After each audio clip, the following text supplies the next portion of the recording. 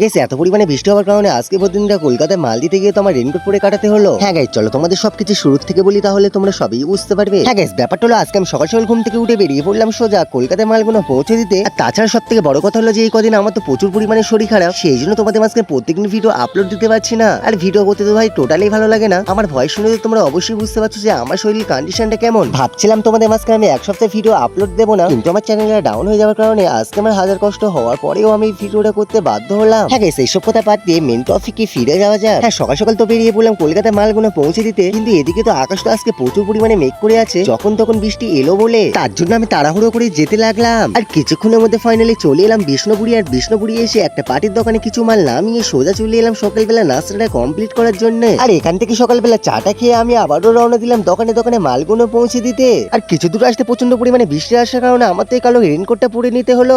আমি তাদের দোকানে দোকানে মালগুলো পৌঁছে দিই, তোমাদের সাথে মালগুলো পৌঁছে দিয়ে তারপরে আমি তোমাদের মাঝখানে ভয়েস করছি।